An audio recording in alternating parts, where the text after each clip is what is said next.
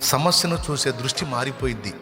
అభిషేకం మన మీదకి వస్తే సమస్యను చూసే దృష్టి మారిపోయిద్ది.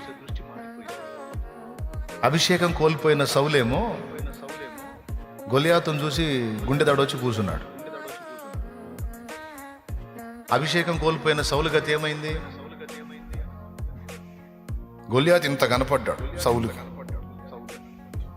పాపం ఎంత కలవరపోయాడంటే, నేను చంపుతాను, నాకు అవకాశం మీరా స్వామి అనుకుంటా దావీదు పోతే, దావీదు నీకు యుద్ధం ఇప్పుడు నేను తెలియదు నాయన, నువ్వు చిన్నోడివి. వాడు చిన్నప్పటి నుంచి యుద్ధంలో ప్రవీణుడు, ఆరుమూరల జానుడు ఉన్నాడు, వాడు కవచాలు తొడుక్కున్నాడు. వాడి గొప్పతనం గురించి దావీదుకు చెప్తున్నాడు. సార్, వాడి దరిద్రం నాకెందుకండి, వాడిని గొప్ప చేసి మాట్లాడుతున్నావు, నాకెవడు గొప్ప కాదండి, నా దేవుడే గొప్ప. నాకు దయచేసి నువ్వు వాడిని పొగడొద్దు. వాడి బలం, వాడి శౌర్యం, వాడి సాహసం, వాడి కవచాలు, వాడి కత్తి, వాడి ఈటె, వాడి డాలు, వాడి తలకాయ నాకొద్దు. వాడిని పొగుడుతాయింది సార్. మరంతే, అభిషేకం పోయినోడు సమస్యను చూసి దడుచుకుంటూ ఉంటాడు.